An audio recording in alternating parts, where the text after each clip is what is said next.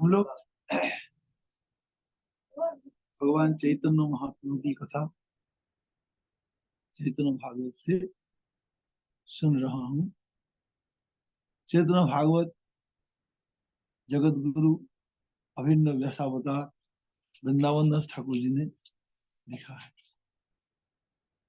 और आप लोग सुन ही रहे हो क्या लिखा है। पूरा सारे शास्त्रों का निचोड़ भर के रख दिया, सभी ग्रंथों का निचोड़ भर के रख दिया, एक एक शब्दों में, एक एक उपायों में जीव के लिए कितना कल्याणकारी। ये जब तक भगवान की कृपा न हो तो शास्त्रों का गहन सिद्धांत निकलता नहीं। रजोगुनी तमोगुनी बुद्धि में भगवत तत्व का प्रकाश नहीं होता है, भगवान का प्रकाश नहीं होता। भगवान के प्रकाश तो निर्मल भक्तिपुत अंतःकरण में होता है। जहाँ भक्ति है उस अंतःकरण में वास्तव ज्ञान आ जाता है। जब तक भक्ति नहीं आएगी ज्ञान उल्ट पुल्ट खुरापात वाला ज्ञान हो, नास्तिकता पूर्ण ज्ञान हो और जिससे नुकसान होगा, अपना नुकसान सबका नुकसान।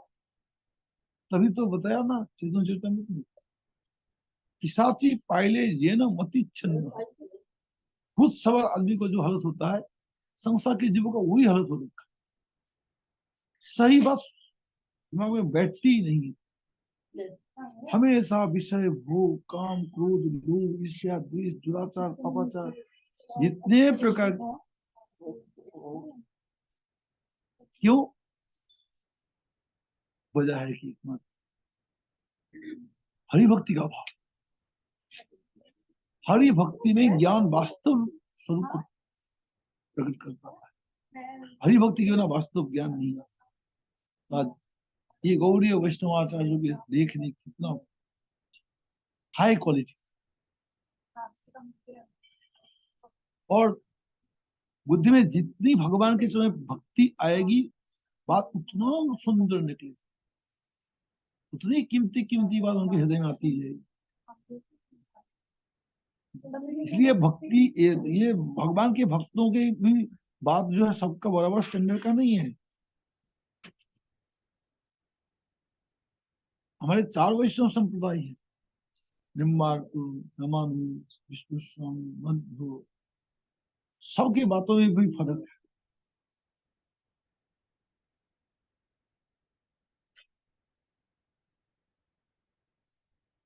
सब लोगों को जैसे कि मध्वाचार्य जी हैं, रामानुजाचार्य जी हैं, ये लोगों ने भगवान के वैकुंठ की महिमा तक कई विशेष वर्णन किया है। निम्बार्काचार्य ने भगवान कृष्ण के रूप में वर्णन किया, विष्णु स्वामी ने इसी प्रकार से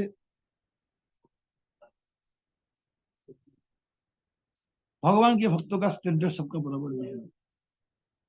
स्टैंडर्ड में भी कैटेगरी है, कोई किसी कैटेगरी का, कोई किसी कैटेगरी। तुलसीदास जी, मीराबाई जी, सूरदास जी, इनके बातों में कैटेगरी है, सब बराबर स्तर के नहीं।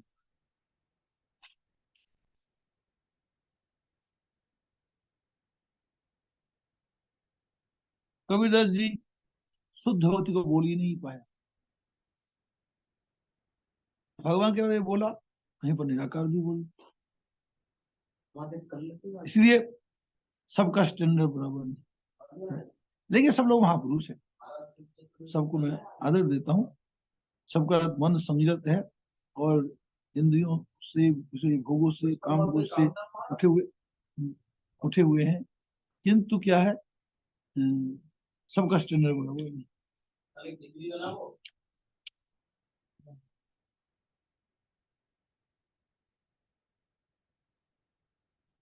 जो गौरी वैष्णवाचार्य रूप गोस्वामी सनातन गोस्वामी ने जिस स्टैंडर्ड का बात बोल सके उस स्टैंडर्ड में कोई नहीं बोल सकता। मीराबाई इतना महापुरुष, इतनी हाई स्टैंडर्ड, हाई लेवल की है। भगवत साक्षात्कार किया, जहर पी गई, और श्याम भी तो फूल का हार हो गया, सब कुछ ठीक है। होती हुई भी मीराबाई का स्टैंडर्ड से भी गौरी विष्णु आचार्य और ऊंचा है। मीराबाई ने राधा रानी की महिमा नहीं देखा। राधा रानी की महिमा कितनी है उसको वो फील नहीं कर पाए।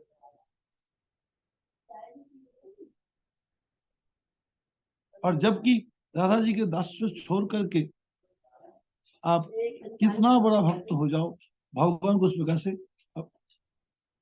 पूर्ण रूप में भगवान को प्राप्त नहीं कर सकते।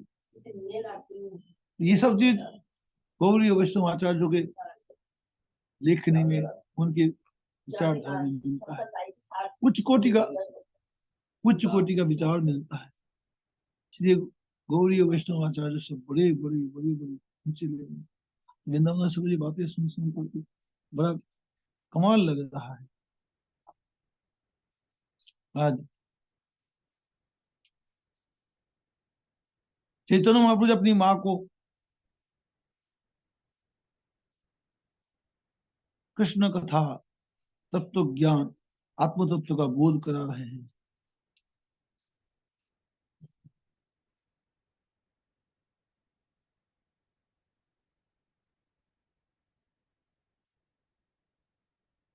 और उससे अब जब पढ़ाने जाते हैं महाराज, पढ़ाते समय व्याकरण के एक एक शब्द में, सूत्र में, टीका में, वृत्ति में, सब में कृष्ण भक्ति को एकदम बखान करते। अब विद्यार्थी को बड़ी परेशानी हो गई। विद्यार्थी ने जाकर के गंगादास पंडित जी को शिकायत कर दी कि हमारे गुरुजी तो जब से गया जी से आए तब से वो कृष्ण कृष्ण कृष्ण कथा सुनाए जा रहे, कृष्ण कथा सुनाए जा रहे, सर्वदा वलन कृष्ण पुलकित अंग, हमेशा कृष्ण कृष्ण बोलते हैं। सारे शरीर में पुलकायमान शरीर, एकदम कृष्ण में एकदम शरीर में पुलकायमान है, खुशी है।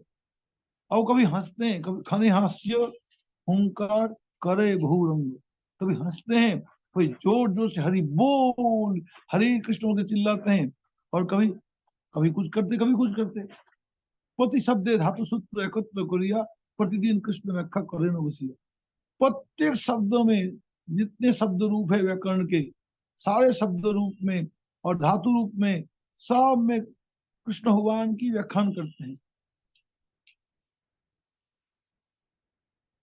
देखो, भू धातु, भू धातु का अर्थ क्या है? भू मतलब सत्ता, भू सत्तायाम, बस ये एक शब्द मिल गया, भू धातु सत्तायाम। और सत्ता कहां से है? सत्ता कौन देगा दुनिया को? अनंत कोटि ब्रह्मांड को, वैकुंठ को, सबको सत्ता कौन देगा? सत्ता का भगवान मूल कृष्ण है। कृष्ण है तो सारे का सत्ता है, कृष्ण नहीं तो सत्ता खत्म। इसलिए इसी प्रकार से महाप्रभु जी एक एक धातु के ऊपर भगवान कृष्ण की व्याख्या सुना रहे हैं, और उस पर सारा वेद वेदांत तो सुनाए दे रहे हैं। तो विद्यार्थी परेशान, भाई हमें व्याकरण पढ़ना है, एवेतान बुझी बड़े ना पड़ी चरित की करी वो हमेशा बोलो पंडित।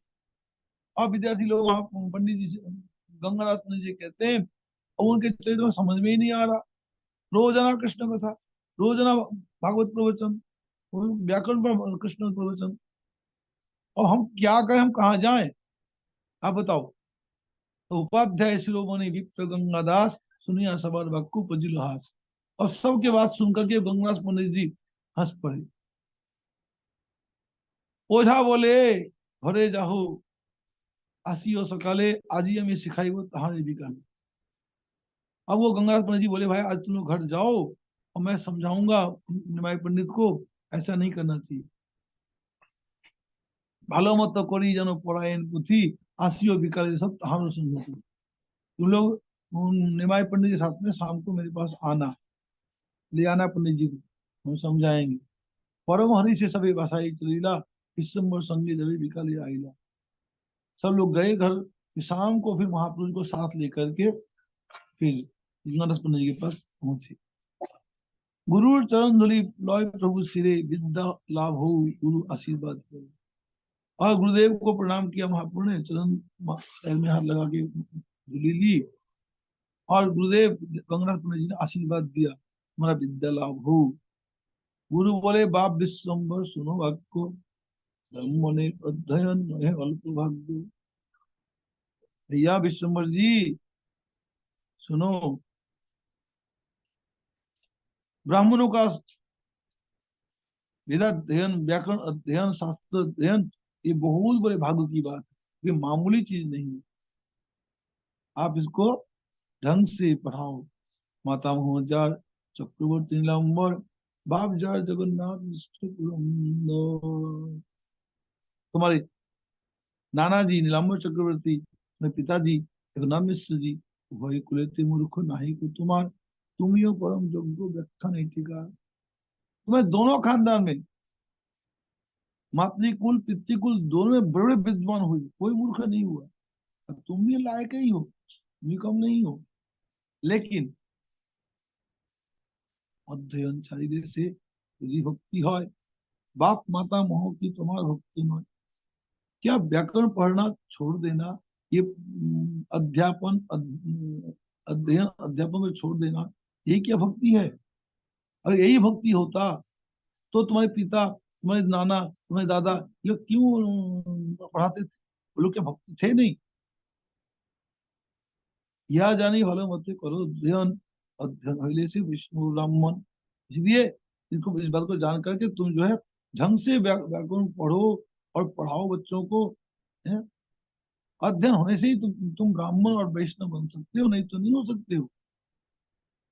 भद्रा भद्र मूर्ख जो जानी क्या होने, यह जानी कृष्ण बोलो करो अध्ययन। ये जो मूर्ख ब्राह्मण होगा वो भद्र अभद्र क्या समझेगा? कौन सा सही है कौन सा गलत है, ये मूर्खों को कैसे मालूम पड़ेगा?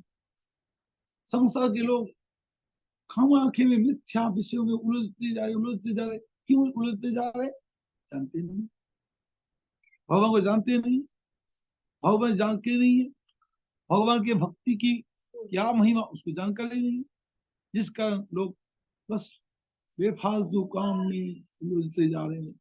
कोई उग्रवाद कर रहा है, कोई कसाई का काम कर रहा है, कोई चोरी डकैती कर रहा है, कोई विषय में दिन पर दिन फंसते जा रहे, जो काम धंधा बढ़ाते, पैसा बढ़ाते जा रहे, लोगों से दुश्मनी बढ़ाते जा रहे, कोई कोई लोगों से प्यार जोड़ते जा रहे हैं।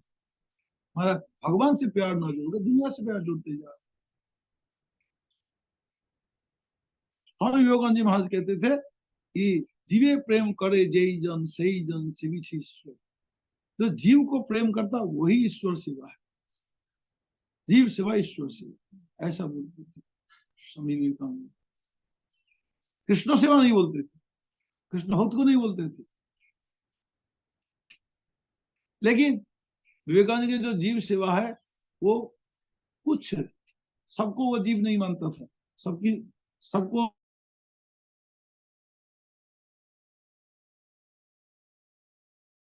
सबको खाओ, मछली खा जाओ,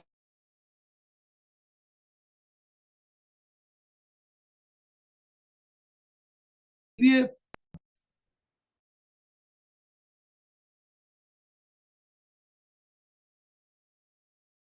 नहीं था बिल्कुल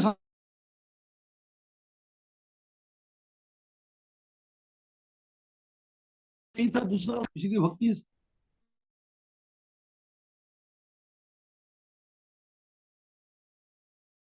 भी उसका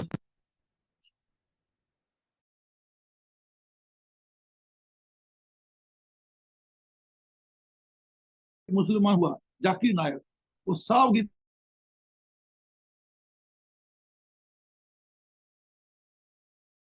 लोगों को मुस्लिम बना, हजारों लाखों हिंदू को मुस्लिम बना।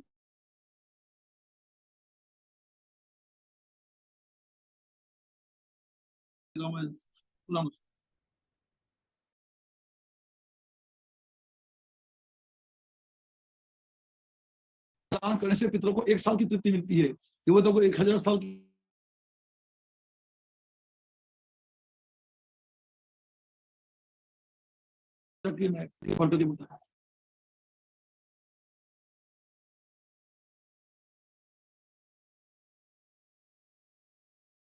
पढ़ना सब लोग पढ़ सकता है, कोई मना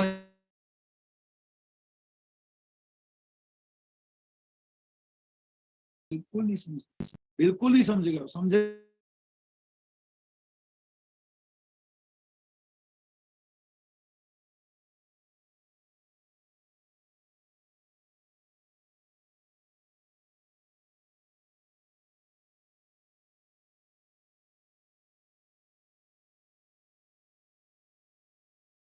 लिखा, बिल्कुल लिखा। और बोलते देवताओं को 1000 को लिखा है, लेकिन करते क्यों नहीं लोग, ये पूछो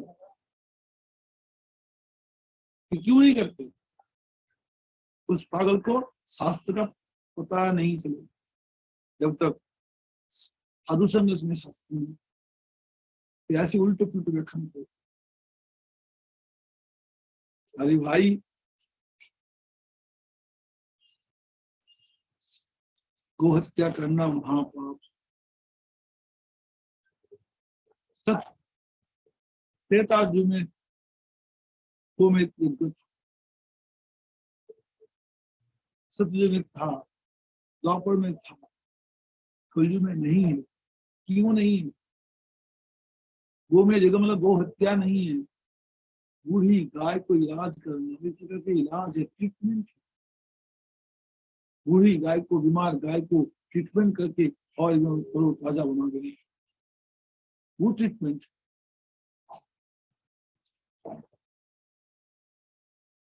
अब कलयुग के लोग ऐसा कर नहीं सकता, मार के जिंदा नहीं कर सकता, इसलिए अधिक मना कर दिया शास्त्र में।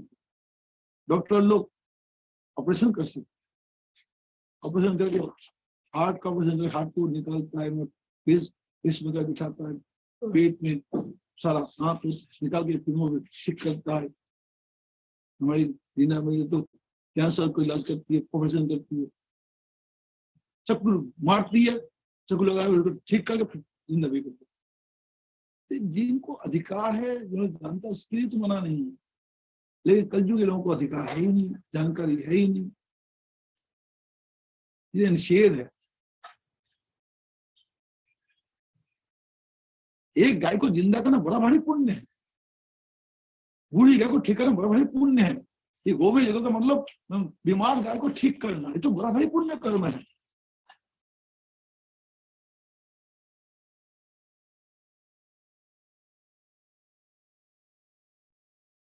ये सब तो धर्म में था, धर्म नाम था, पुण्य कर्म था, उसका ट्रीटमेंट था। किसी भी बीमार को ठीक कर देना बड़ा भारी पुण्य होता है। इंसान को करो, जानवर को कर दो,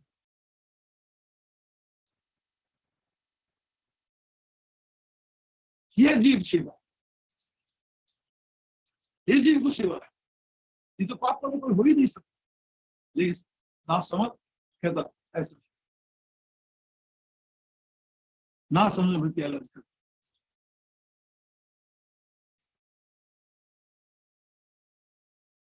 इसलिए भद्रा भद्र मोटो, ज्यादा स्वीकृति नहीं, वैष्णव संग नहीं, शास्त्रों का ज्ञान, शास्त्र का शब्द समझ नहीं पाए, क्या बोलना चाहता शास्त्र, गीता क्या कहना चाहती। लोग गीता पढ़ करके गीता का एसेंस निकालते, क्या एसेंस है कि गीता में बोले कर्म करने बोला, ले उन्होंने कर्म का कितना खंडन किया है, और मूर्ख लोगों ने गीता में भगवान ने कर्म करने बोला है।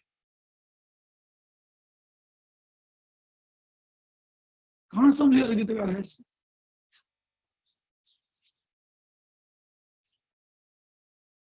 आखिर में गीता में भगवान ने, आखिरी में भगवान अपना मतलब ये खोल के बोल दिया, सर्वधर्मान परित्यज्य मामेकम शरणं।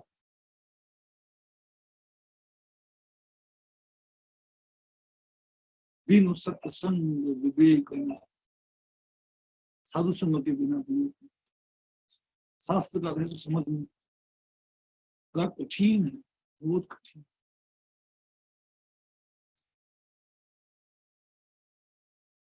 तो जब कुछ गंगादास पंडित जी कह रहे भद्रा भद्र मूर्ख जो जाने क्यों ब्राह्मण मूर्ख ब्राह्मण कैसे समझेगा भद्र क्या अभद्र क्या है।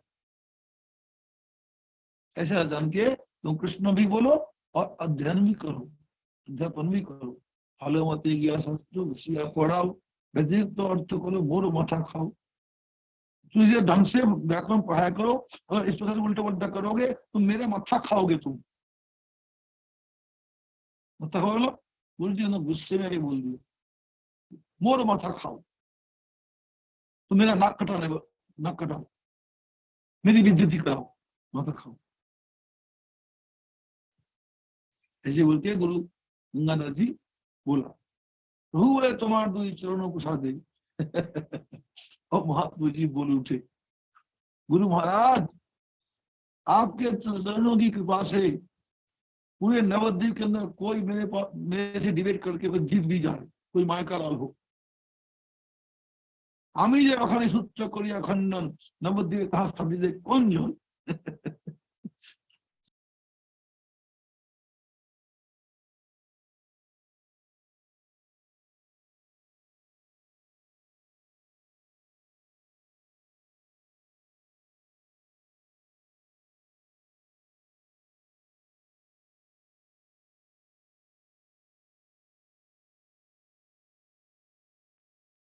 गुरुदेव म्यूट हो गया।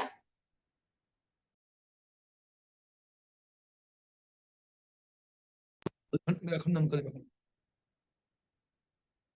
हरि सहिला गुरु सुनिया वचन सहिला गुरु करी चरण वंदन। अब ये बात सुना तो गुरु गंगादास जी खुश हो गए। वाह, हाँ निमाय पंडित करो, बहुत अच्छी बात है, ऐसे ही। अब गुरुदेव को चरण वंदना किया और इसी बात गंगादास पंडित चरण नमस्कार। वेदोपति सरस्वती पति शिष्य जा नमस्कार। ठाकुर जी कहते वो गंगादास पंडित जी को मैं नमस्कार करूं, उनके चरण मैं भी प्रणाम करूं, क्योंकि साक्षात वेदोपति चारों वेदों का एकमात्र आराध्य प्रभु है, सरस्वती के पति है, जिनके शिष्यत्व स्वीकार करता है, उनको गुरु रूप में स्वीकार करता है, वो कितना बड़ा भाग्यवान।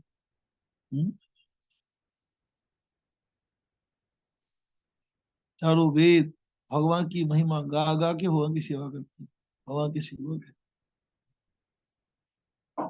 आर की बा गंगादास पंडित श्रद्ध जार शिष्य चतुर्दश भुवन आराध्य। और गंगादास पंडित और चाहिए क्या, उनको तो 14 ब्रह्मांड का मालिक जिनका शिष्यत्व स्वीकार किया है, उनका जीवन तो फुल फील हो गया, और कोई चीज का उसको कोई अभाव नहीं है।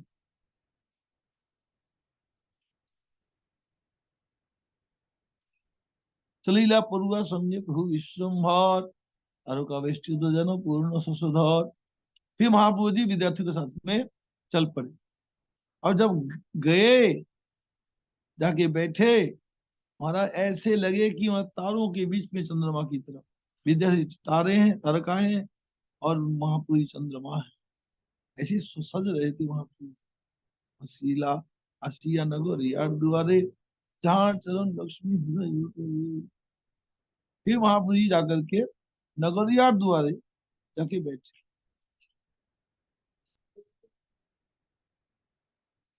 नगर यार कोई भी किसी भी जगह में बैठे, बैठ के, और जुगपट्ट छंदे वस्त्र क्रिया बंधन सत्य करे प्रभु खंडन स्थापन। फिर महाप्रभु जी जोगपट्ट अलग चक्र को ढंग से बांध करके और महाप्रभु बखान शुरू कर, क्या बोलने लगे,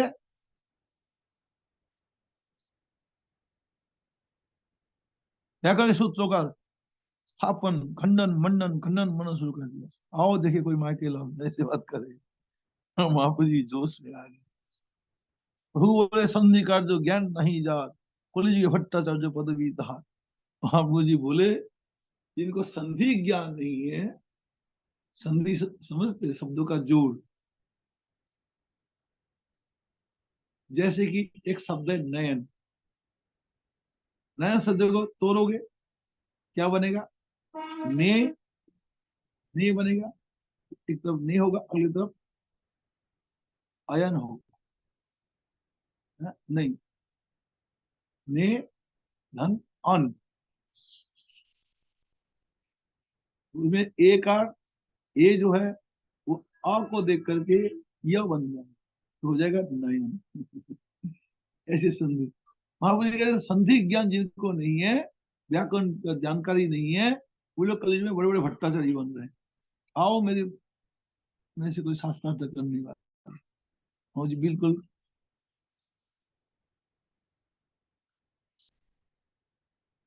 शब्द ज्ञान नहीं जा से तर्क को बखाने, हमारे तो बोलते नारे कुंज। वो शब्द ज्ञान नहीं है, व्याकरण के शब्द का ज्ञान नहीं है, और मेरे से तर्क करने के लिए है, वो लोग तर्क करेगा, मुझे कौन रोकने वाला है, आ जाओ भाई। कौन है नवद्वीप में पंडित, कौन विद्वान है, ऐसे ऐसे के महावीर ताल ठोकते हुए कह रहे थे।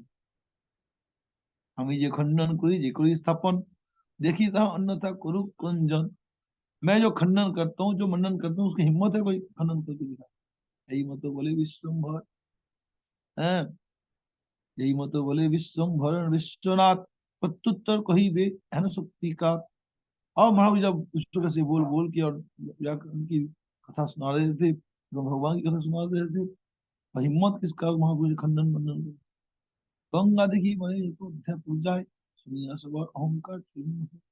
और महावीर जी की ये सारी बातें सुन सुन पंडित लोग भी आते हैं ना, हिम्मत किसका कुछ बोल भी जाए।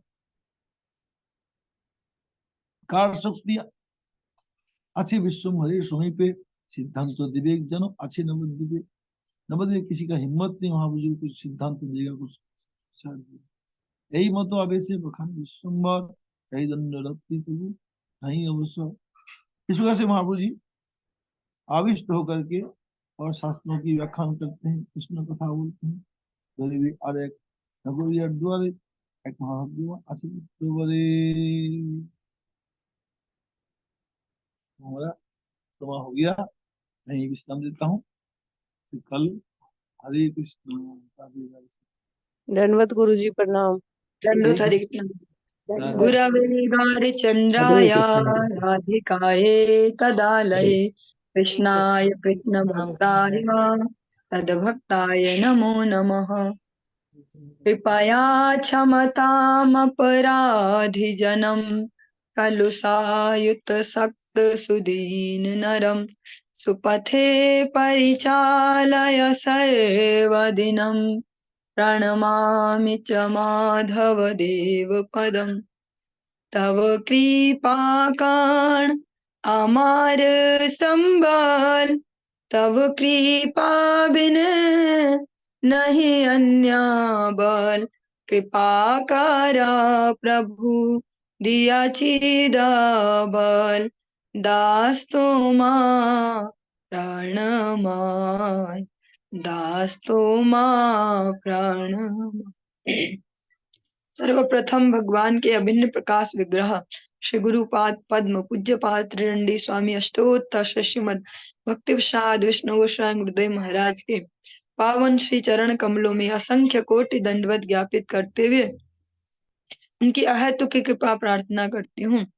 वे अपनी कृपा वर्षण करें, जिससे निज कर्ता अभिमान भाव को छोड़कर एकमात्र उनकी वाणी के वाहक के रूप में अपना परिचय दे सकूं। परम गुरुदेव नित्य लीला श्री भक्ति दयित माधव गोस्वामी महाराज, परमेष्ठि गुरुदेव जगत गुरु भक्त सिद्धांत सरस्वती गोस्वामी ठाकुर प्रभुपाद व समस्त गुरु परंपरा जय युक्त हो। श्रीमन नित्यानंद प्रभु श्री गौर हरि वृंदावन बिहारी श्री राधा गोपीनाथ भगवान जय युक्त हो। आज इस प्रातःकालीन कक्षा में हम श्रवण करेंगे श्रीमद् भागवतम के अंतर्गत प्रथम स्कंध अध्याय 13, 13 नंबर अध्याय और नंबर 5 श्लोक को आज यहाँ से हम प्रारंभ करेंगे। ओम नमो भगवते वासुदेवाय, ओम नमो भगवते वासुदेवाय, ओम नमो भगवते वासुदेवाय।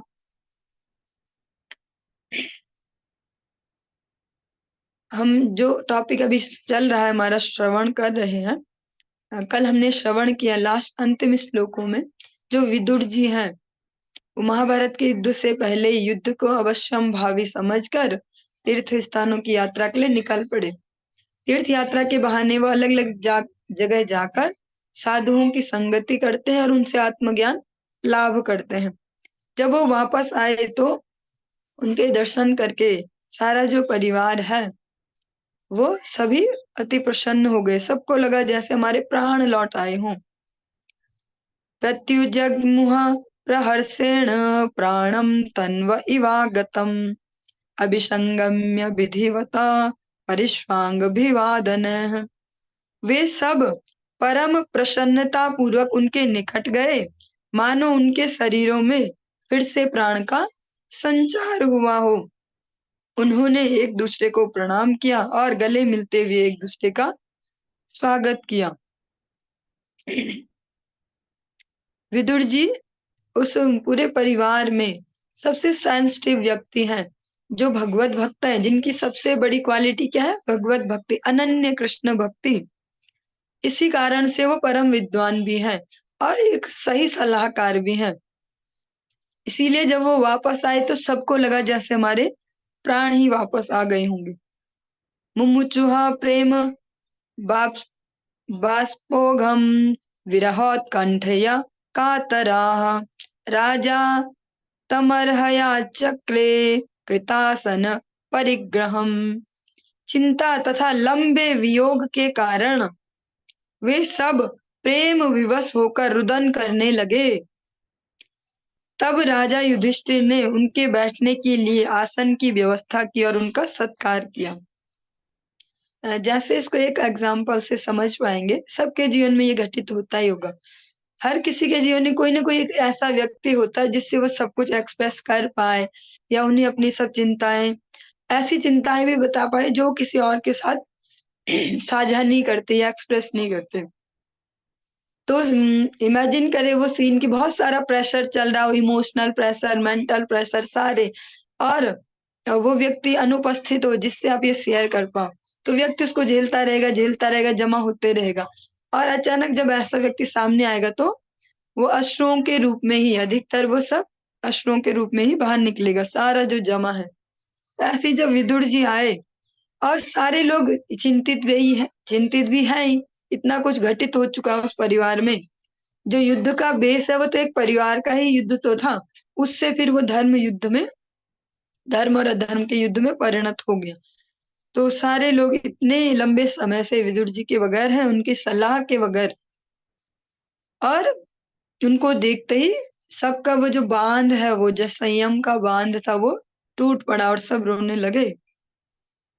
फिर जो राजा युधिष्ठिर हैं, उन्होंने उनके लिए सही से आसन की व्यवस्था की और उनका सत्कार किया।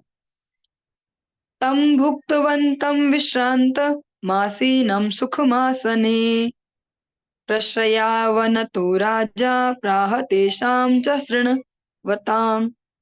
जब विदुर जी ठीक से भोजन कर चुके और पर्याप्त विश्राम कर लेने पर उन्हें सुखदायक आसन पर बिठाया गया, तब राजा ने उनसे बोलना शुरू किया और वहां पर उपस्थित सारे लोग सुनने लगे। बहुत सिंपल सा श्लोक है, लेकिन हमारे लिए इसमें भी एक मैसेज छुपा है।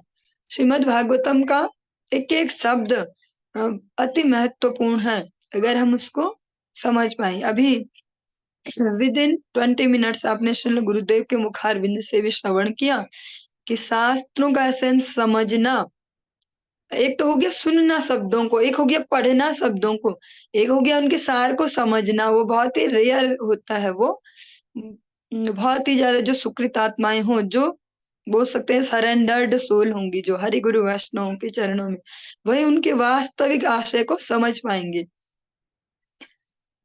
जैसे अभी हम जो ये अभी सीन सुन रहे हैं, अभी कि विदुर जी आए, सबने उनका स्वागत भी किया, लेकिन इसके साथ साथ जो सेंसिटिव पर्सन है, जैसे युधिष्ठिर महाराज है, या जो भी मैनेजमेंट के कार्यकर्ता समझ सकते हैं अगर सरल भाषा में बोले, तो उनका जो प्रैक्टिकल माइंड है वो भी अभी खुश नहीं हो गया, भावनाओं के तले नहीं दबा।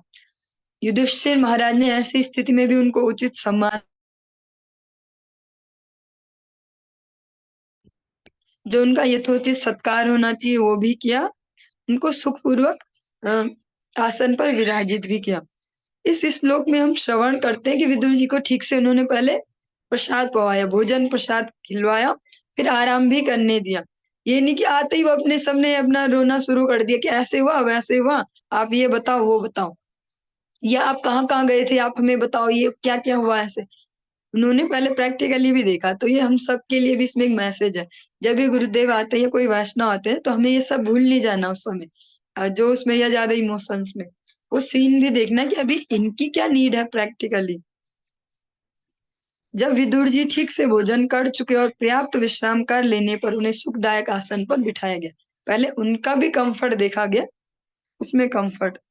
तब राजा ने उनसे बोलना शुरू किया और वहां पर उपस्थित सारे लोग सुनने लगे। जब ये जो नेसेसरी कार्य है वो हो गए पूरे, उनका भोजन विश्राम, फिर युधिष्ठिर महाराज ने उनको अच्छे से आसन दिया, सब लोग बैठे और अब युधिष्ठिर महाराज उनसे वार्ता करने लगे।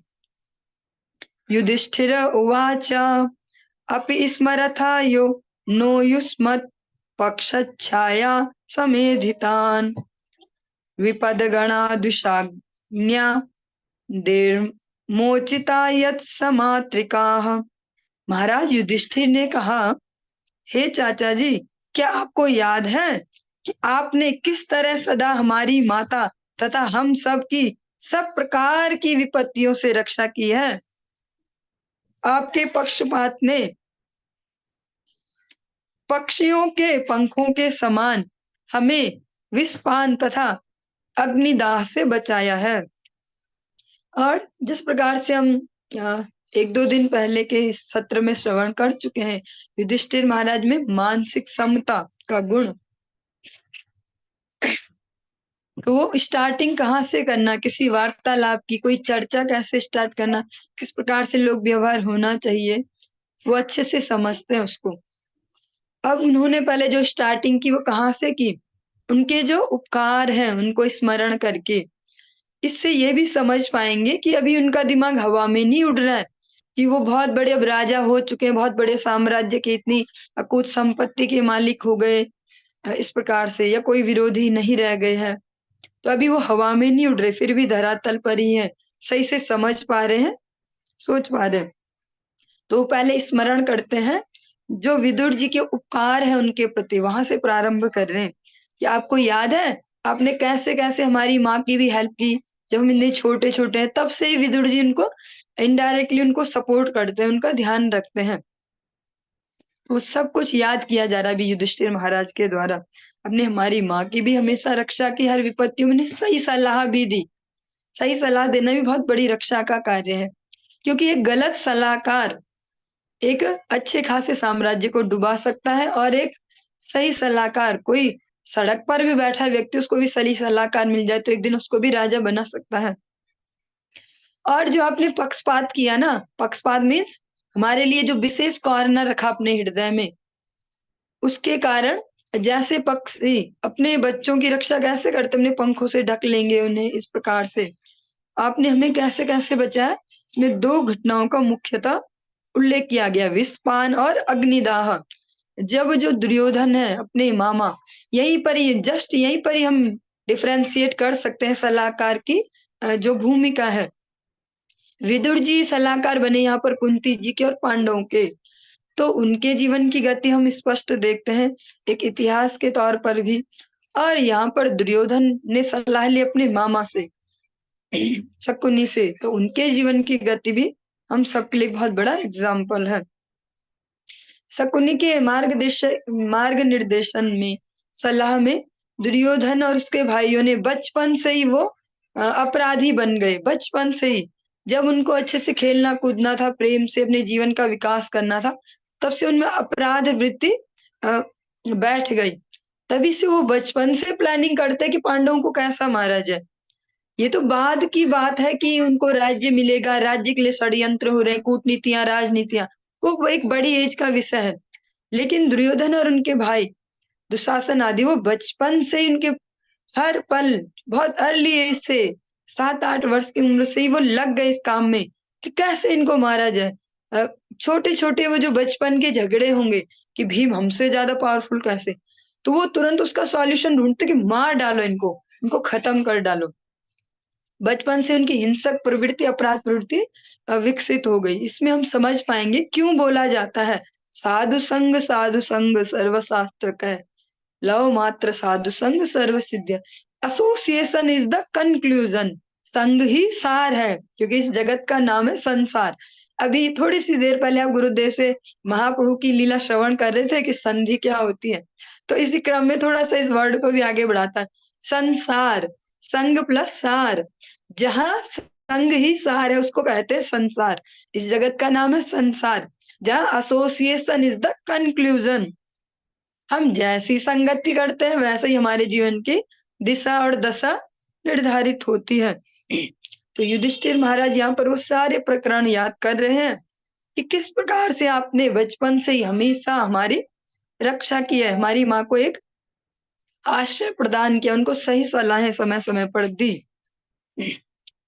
कयावृत्या वर्तितम वश्चरिद्भिः क्षितिमण्डलं तीर्थानि क्षेत्र मुख्यानि सेवितानि ह भूतले। पृथ्वी पर विचरण करते हुए आपने अपनी जीविका कैसे चलाई, आपने किन किन पवित्र स्थलों तथा तीर्थ स्थानों पर सेवा की। और अब युधिष्ठिर महाराज एक बहुत बड़ी एडमिनिस्ट्रेशन का एक मुख्य हिस्सा है, तो वो उसी लेवल से प्रश्न भी कर रहे हैं, प्रैक्टिकल प्रश्न। वो विदुर जी से प्रश्न कर रहे कि आप इतने दिन बाहर तो थे और यहाँ से कुछ पैसे भी लेके नहीं गए, कोई चेक बुक, कोई एटीएम, कोई मोबाइल बैंकिंग, कुछ भी आपके पास नहीं था, लेकिन फिर भी आपने अपनी जीविका कैसे चलाई, जीवित कैसे हो, अपने खाया पिया कैसे, ट्रैवलिंग का खर्च कैसे उठाया, कैसे अपने जीवन को बचाए रखा। और साथ साथ एक प्रश्न और करते हैं, आप किन किन पवित्र स्थलों पर और तीर्थ स्थानों पर सेवा की, आपने कहाँ कहाँ सेवा की, कहाँ कहाँ भ्रमण किया, घूमे फिरे, मजा लिया, ये नहीं पूछा, कहाँ कहाँ सेवा की। वर्ड क्या है, सेवा की। सेवितानि ह भूतले, किन किन पवित्र स्थलों पर और तीर्थ स्थानों पर आप गए और अपने वहां सेवा की, उनके भी बारे में हमें बताइए। भवद्विधा भागवतास्तीर्थ भूता स्वयं विभो तीर्थ कुर्वन्ति तीर्थानि स्वान्तः स्थेन गदाभृता। और ये बहुत ही सुंदर श्लोक है, अंडरलाइन करने वाला। गुरुदेव के मुखारविंद से आपने अनेक बार ये लाइन सुनी होगी, अगर मैं केवल इन्हीं शब्दों को रिपीट करूं तो आप सबको याद आ पाएगा। तीर्थी कुर्वन्ति तीर्थानि, ये शब्द आपने अनेक बार सुना होगा। ये यही श्रीमद् भागवतम के प्रथम स्कंद के अध्याय 13 का नंबर 10 नंबर श्लोक है। हे प्रभु, आप जैसे भक्त निश्चय ही साक्षात पवित्र स्थान होते हैं, क्योंकि आप भगवान को अपने हृदय में धारण किए रहते हैं, अतएव आप समस्त स्थानों को तीर्थ स्थानों में परिणत कर देते हैं। ये बहुत ही सुंदर श्लोक है। आप सभी एक वैष्णव वंदना को डेली उच्चारण करते हैं। तुम्हार हृदय सदा गोविंद विश्राम, गोविंद कहेन मम वैष्णव पराण, हृदय सदा गोविंद विश्राम। और इसी वंदना में आप सेकंड लाइन में श्रवण करते हैं, गंगार परस हईले पश्चात पावन, दर्शने पवित्र कर एक तुम्हार गुण। यही इस श्लोक का भी मूल जो एसेंस है, वो सार है, वो यही है। युधिष्ठिर महाराज दो धर्म के ज्ञाता हैं, धर्मराज भी जिनका एक नाम बोला जाता है, स्वयं धर्मराज के अंश रूप में भी है। हे प्रभु, आप जैसे भक्त निश्चय ही साक्षात पवित्र स्थान होते हैं, जहां आप विराजित हो वही तीर्थ हो जाता है, क्योंकि आप इतने पवित्र हो। इसका एक प्रैक्टिकल एक क्लू देती हूँ आपको, एक हिंट देते हैं।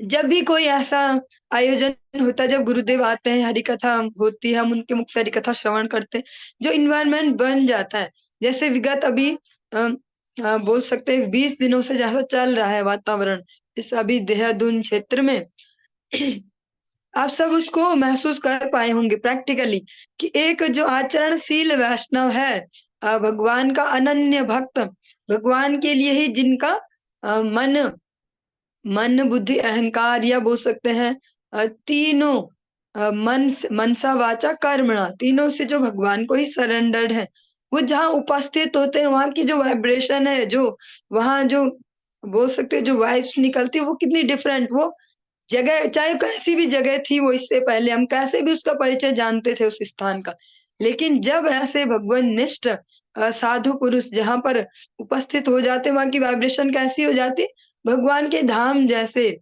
ये दीना गृहे भजन देखी, गृहे ते गोलोक भाया। भक्तिनोद ठाकुर जी कहते हैं कि जहां पर भगवत भक्त भगवान के नाम का कीर्तन करते हैं, भगवान के कथा श्रवण कर रहे करवा रहे, वो साक्षात गोलोक धाम हो जाता है। ऐसे ही आप सबने फील भी किया होगा और कर भी रहे हैं अभी। यही इस श्लोक का वास्तविक तात्पर्य है। जो महाराज युधिष्ठिर है, वो अभी कोई उनको रिझाने के लिए या चापलूसी में ये सब नहीं कह रहे, हरि बोल,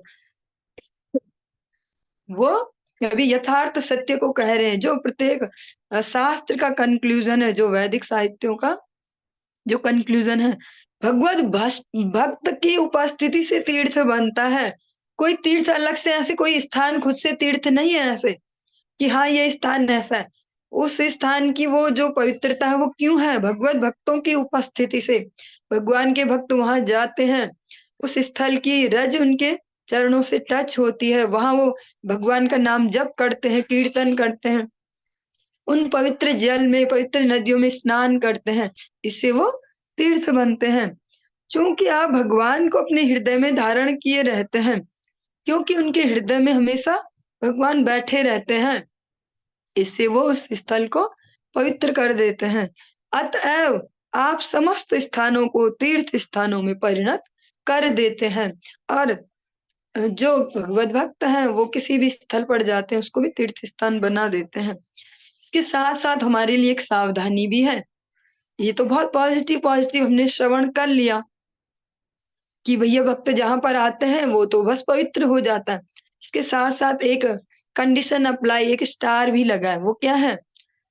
बेशक निस्संदेह भगवान के भक्तों के आने से प्रत्येक स्थान तीर्थ बन जाता है, चाहे वो हमारा घर ही क्यों न हो। लेकिन एक बहुत विशेष कंडीशन है, उसकी पवित्रता बनाए रखनी होती है। ये नहीं कहा जा सकता कि आज हमारे गुरुदेव घर में तो गुरुदेव आए थे और भक्त भी आए, यहाँ हरि कथा हुई, कीर्तन हुआ, प्रसाद हुआ, बस घर बन गया गोलोक धाम। उसकी पवित्रता को मेंटेन करना पड़ता है। जो क्रियाएं वो करके गए हैं वहां पर, भगवत नाम का कीर्तन, भगवत सेवा, उसको कंटिन्यू रखना होता है, तब जाके उसकी पवित्रता मेंटेन रह पाती है। अपि नः सुहृद स्तात बांधवा कृष्ण देवता दृष्टा श्रुता वा यद वह स्वपुर्याम सुखमासते। हे चाचा जी, आप द्वारका भी गए होंगे। उस पवित्र स्थान में यदुवंशी हमारे मित्र तथा शुभ चिंतक हैं, जो नित्य ही भगवान श्री कृष्ण की सेवा में तत्पर रहते हैं। आप उनसे मिले होंगे अथवा उनके विषय में सुना होगा। वे अपने अपने घरों में सुख पूर्वक रह रहे हैं ना। और अब जैसे होता है ना, जिसके जहां प्रेम जुड़ा है वो घुमा फिरा के वहीं पहुंच जाएगा। तो युधिष्ठिर महाराज आप पूछ रहे हैं उनसे द्वारका वासियों के बारे में कि वे सारे लोग हमारे मित्र हैं, शुभकांक्षी हैं, हमारे लिए हमारे वेल विशर हैं, वास्तविक वेल विशर जिसको बोल सकते हैं। और क्यों है वो ऐसे? क्योंकि वो नित्य ही भगवान श्री कृष्ण की सेवा में तत्पर रहते हैं। फिर से वही वर्ड रिपीट हो रहा है, सेवा। नित्य लीला पृष्ठ जगत गुरु भक्त सिद्धांत सरस्वती गोस्वामी ठाकुर प्रभुपाद, उनके लिए भक्ति को अगर एक शब्द में डिफाइन करें तो वह है सेवा। तन मन धन, किसी भी प्रकार की सेवा, क्योंकि ये तीन ही हमारे पास उपस्थित है, इसीलिए तीन ही शब्द बोले जाते हैं। अगर कुछ और भी होता तो शायद वो भी ऐड किया जाता। तन मन और धन, हर प्रकार से, जिस भी प्रकार से आपको भगवान ने सुलभता दी हो, हमेशा सेवा में तत्पर रहना चाहिए। निरंतरता, इसमें भी कंटिन्यूटी मस्ट है। ये नहीं कि एक कोई कुछ अनुष्ठान इस प्रकार हुआ, कोई प्रोग्राम हुआ, बस उसमें तत्पर रहे, उसके बाद सो गए, ऐसे नहीं। कंटिन्यूटी मस्ट है इसमें। आप उनसे मिले होंगे और आपने उनके विषय में सुना होगा। आप उन लोगों से मिले भी होंगे जो भगवान की सेवा में निरंतर लगे रहते हैं। तो आप मुझे ये बता सकते हो कि वो लोग सब ठीक ठाक से हैं कि नहीं? द्वारिका में जो भी है, द्वारिका वासी सब सही प्रकार से हैं कि नहीं?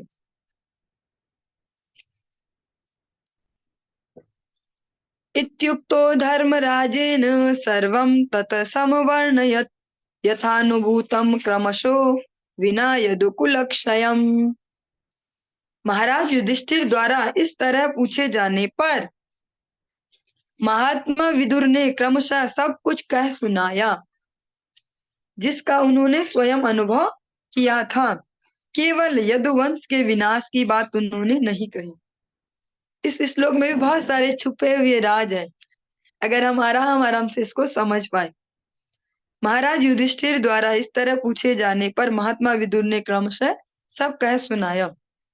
युधिष्ठिर महाराज ने जैसा प्रश्न किया, विदुर जी ने उसके हिसाब से ही आंसर दे दिए कि मैं कहाँ कहाँ गया, किस किस से मिला, और जिसका उन्होंने स्वयं अनुभव किया था वो उनको सब कह सुनाया। लेकिन केवल यदुवंश के विनाश की बात उन्होंने नहीं कही। लेकिन वो जो यदुवंश का विनाश जो लीला है, भगवान ने जो, बोल सकते हैं, अभी सही वर्ड याद नहीं आ रहा, छद्म लीला, असुर मोहन लीला भी कह सकते हैं, छद्म लीला, भगवान की जो ये है यदुवंश के विनाश वाली, इस बात को अभी वो छुपा गए, अभी उन्होंने ये नहीं बताया उनको। उसके लिए वो सही समय का वेट करेंगे। साथ साथ इसमें एक और मैसेज है, यहाँ पर स्पष्टतः शब्द है महात्मा विदुर। लेकिन हमने आज तक जो डेफिनेशन सुनी है बचपन से, जिन जिन परिवेशों में हम बड़े हुए, तो महात्मा तो उनको बोला जाता है जो बाबा जी होते हैं, जिनके लाल ऐसे कपड़े वैसे कपड़े। तो यहाँ पे विदुर जी को इस कैटेगरी में क्यों लाया गया? जबकि हम सबको कीर्तन अच्छे से याद है, विदुरानी के छिलके खाए, तो फिर विदुरानी भी है, तो ये महात्मा कैसे हुए? इसको श्रीमद् भागवतम ही स्पष्ट करता है। जब भगवान कपिल अपनी माता देवहूति को साधु की डेफिनेशन बताते, तो वहां पे वस्त्रों का उल्लेख नहीं करते हैं, किस रंग के कपड़े होते हैं उनके, या किस आश्रम में होते हैं वो। न वहां पर वस्त्रों के रंग का वर्णन है, न आश्रम का। केवल वर्णन है भगवान के लिए जो मेन कंडीशन है साधु होने की, वो क्या है? भगवान और गुरुदेव के चरणों में निष्कपट शरणागति, हरि गुरु वैष्णव के चरणों में निष्कपट शरणागति और सेवा भाव। चलिए आज की इस कक्षा को हम यहीं पर ही विराम देंगे, आगे फिर कल कंटिन्यू करेंगे। हरि